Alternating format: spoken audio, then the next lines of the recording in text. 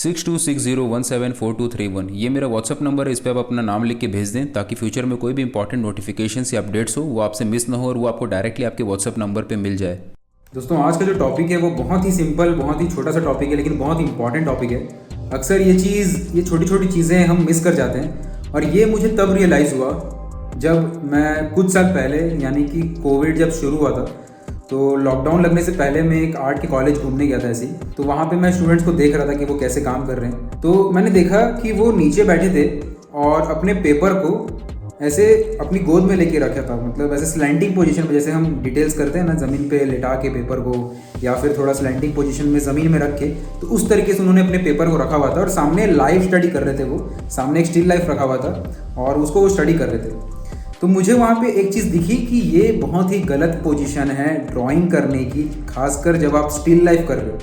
Detailings कर रहे हो तब तो नो प्रॉब्लम, अगर आप डिटेलिंग वर्क कर रहे हो तो अब आप कैसे भी पेपर को रखो, उससे ज़्यादा फर्क नहीं पड़ता। लेकिन जब आप लाइव स्टडी करते हो ना, तो आपका सही तरीके से आपका बोर्ड या फिर आपका जो कैनवस है या पेपर है, जो भी जिसमें भी आप ड्रॉ कर रहे हो, उसका सही तरीके से वर्टिकल पोजीशन में होना बहुत ज़रूरी है। और इसलिए मुझे लगता है कि ये वीडियो काफ़ी इंपॉर्टेंट है आपके लिए समझना, ताकि आप जब स्टिल लाइफ कर रहे हो या फिर कोई भी लाइव ड्राइंग कर रहे हो, तो इन छोटी छोटी बातों का ध्यान रखने से आप जल्दी ग्रो करोगे और आपकी प्रपोर्शन जजमेंट एबिलिटी इंप्रूव होगी। क्योंकि जब हम सही पोजीशन में ड्रॉ करते हैं, सही तरीके से चीज़ों को रखते हैं, तो उसके कुछ फ़ायदे बहुत अच्छे होते हैं जिससे हमें ग्रोथ मिलती है। सबसे इंपॉर्टेंट फ़ायदा ये कि जब हम लाइव स्टडी में वर्टिकल पोजीशन में ड्रॉ करते हैं तो हमारा जो प्रपोर्शन जजमेंट है वो सही आता है। अदरवाइज़ क्या होता है, जब हम पेपर को सुला के रखते हैं, दूर की चीज़ें हम बड़ी बना देते हैं क्योंकि वो छोटी दिखती है। फॉर एग्जाम्पल, अगर मैंने पेपर को स्लैंटिंग पोजीशन में रखा है, मान लो ये मेरा बोर्ड है, इसको मैंने इस तरीके से रखा है, ठीक है, ये यहाँ पे बोर्ड है, इसको मैंने रखा है इस तरीके से, ठीक। अब ये जो चीज़ होगी इस तरफ मैं जो बना रहा हूँ, क्योंकि वो मेरी आंखों से थोड़ी दूर है, तो ये प्रपोर्शन जजमेंट में यहाँ पे गलती आने की चांसेस बहुत ज़्यादा है, ठीक है। इसको मैं इस एंगल से अगर बना रहा हूँ स्लैंटिंग पोजीशन में, तो यहाँ पे जो मैं ड्रॉ करूँगा, यहाँ पे जो मैं स्टडी करूँगा लाइव स्टडी, तो ये प्रपोर्शन बहुत गलत आने का चांस है, क्योंकि हमारा जो देखने का जो एंगल है ना वो बट गया है। यहाँ पे हमारा क्लोजर अटेंशन है, ये चीज़ें पास है, तो ये चीज़ें हम ज़्यादा बड़ी बना देते हैं, दूर की चीज़ें छोटी बना देते हैं, जिसके कारण हमारा जो प्रपोर्शन है वो बिगड़ जाता है। तो ज़रूरी है कि हमारा जो सरफेस है वो एकदम वर्टिकल हो, ताकि हम लाइफ को स्टडी कर सकें। स्टिल लाइफ हो या फिर फिगर ड्राइंग हो या पोर्ट्रेट हो, जो भी हो, हम स्टडी अच्छे से कर सकें और प्रपोर्शन सही है। ये एक सबसे इंपॉर्टेंट फ़ायदा है जो आपको समझना चाहिए कि क्यों सही पोजीशन इंपॉर्टेंट है। दूसरा सबसे बड़ा फ़ायदा ये है कि जब आप सही पोजीशन में ड्रॉ करते हो और सही सेटअप करके करते हो, सही तरीके से चीज़ों को सही जगह पे सही वे में लगाते हो, तो आपका जो टाइम है ना वो काफ़ी बचता है और अनप्रोडक्टिव टाइम काफ़ी कम हो जाता है। जो इधर उधर की जो चीज़ों को सेट करना, ठीक करना, उसमें टाइम काफ़ी बचता है। तो मैं कुछ दिनों पहले एक पेंटिंग बना रहा था, लाइव पेंटिंग कर रहा था अपने स्टूडियो में, तो उस चीज़ को मैंने उस समय रिकॉर्ड किया था, तो वो मैं आपको अभी इस वीडियो में दिखाता हूँ। उस चीज़ को देखना कि जब मैं खुद पेंटिंग कर रहा था तो मैं किस तरीके से सेटअप करता हूँ और क्या क्या चीज़ों का मैं ध्यान रखता हूँ, तो वो चीज़ आपको काफ़ी हेल्प करेगी। तो इसको ध्यान से देखना और जब आप लाइव पेंटिंग करो तो इस बातों का ध्यान ज़रूर रखना। तो ये बेसिक सबसे इम्पॉर्टेंट और सबसे आसान और सबसे सिंपल समझने वाली बात यह है कि जब भी आप पेंटिंग करो और लाइव पेंटिंग करो, स्टिल लाइफ करो, तो आप स्टिल लाइफ हो या कुछ भी हो, सिंपल सी बात है कि आप अगर राइट हैंड हो तो आपका जो सब्जेक्ट है वो आपके लेफ्ट साइड में होना चाहिए, और अगर आप लेफ्ट हैंडेड हो तो वो सब्जेक्ट राइट साइड में होना चाहिए।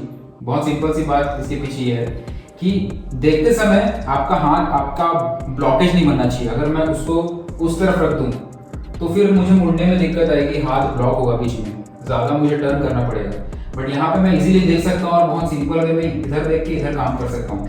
सबसे सिंपल बात यह है कि हमारा फोकस स्टिल लाइफ को बनाने में या फिर जो भी हमारा लाइव सब्जेक्ट है उसको बनाने में, हो सकता है पोर्ट्रेट बना रहे हो, हो सकता है फिगर बना रहे हो, लेकिन बाकी जो चीज़ें हैं ना उसको हमें कम से कम कर देना है। बाकी जो रेस्ट्रिक्शंस है, बाकी जो प्रॉब्लम्स हैं, उनको हमें मिनिमाइज करना है, ताकि ये जो चीज़ हमारी चल रही है, ये जो प्रोसेस चल रहा है, इस प्रोसेस के बीच में कोई ऐसी चीज़ बाधा ना बने, ठीक है। अगर आपके बैठने का जो पोजीशन है वो आप कंफर्टेबल हो कि नहीं वो देखना ज़रूरी है।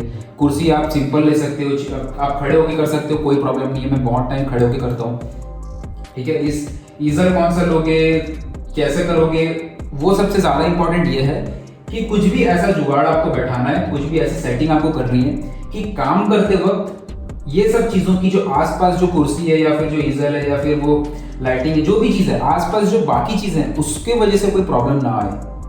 उसके वजह से जो भी प्रॉब्लम आ सकती है उसको कम से कम उसको मिनिमाइज कर देना है, ताकि आपका बहुत सिंपल फोकस इसमें रहे।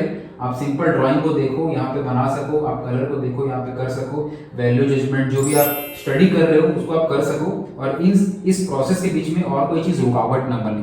तो इसलिए बाकी चीज़ों का सेटअप होना ज़रूरी है, ताकि आप एक बार अपना काम चालू कर दो तो काम करते वक्त आपको कोई दिक्कत ना। यहाँ पे मैंने अभी पानी रखा हुआ है, इसमें पानी रखने का यहाँ पे ये दिया हुआ था, तो इसलिए मैंने इजीली रख लिया। अगर ये मेरे पास नहीं होता, फॉर एग्जांपल आपके पास ऐसा फ्रेंच ईजल नहीं है, तो आप साइड में कोई टेबल रख सकते हो, तो पानी भी आप राइट साइड में रखोगे तो आपको सुविधा होगा। ठीक है, ये चीज़ आप करोगे तो आपको खुद लगेगा कि नहीं यहाँ पे मेरा हाथ ज़्यादा इजीली जा रहा है। तो अगर मैंने यहाँ पे पेंटिंग कर रहा हूँ और यहाँ पे पानी रखने का कोई सुविधा नहीं है, तो मैं साइड में कोई टेबल रख सकता हूँ, या फिर कुछ भी ऐसा कुछ बना सकता हूँ, कुछ मतलब टेबल हो गया, या फिर टेबल अगर छोटा पड़ रहा है तो उसके ऊपर कुछ किताबें रख के प्लास्टिक बिछा दे। कुछ भी जुगाड़ ऐसा होना चाहिए कि आपका ये वर्क फ्लो बिगड़ना नहीं चाहिए, सारी चीज़ें अपनी अपनी जगह पे हो, ताकि आपका बस इतना काम रहे कि आप पैलेट पकड़ सको, या ड्राइंग कर रहे हो तो पेंसिल पकड़ सको और सिंपल स्टडी कर सको, बाकी चीज़ें अपनी अपनी जगह पे रहे। ये बहुत इंपॉर्टेंट है। बहुत छोटी सी चीज़ है लेकिन लॉन्ग टर्म में आपकी लाइव ड्राइंग करने की एबिलिटी को बहुत ज़्यादा इंपैक्ट करती है ये चीज़।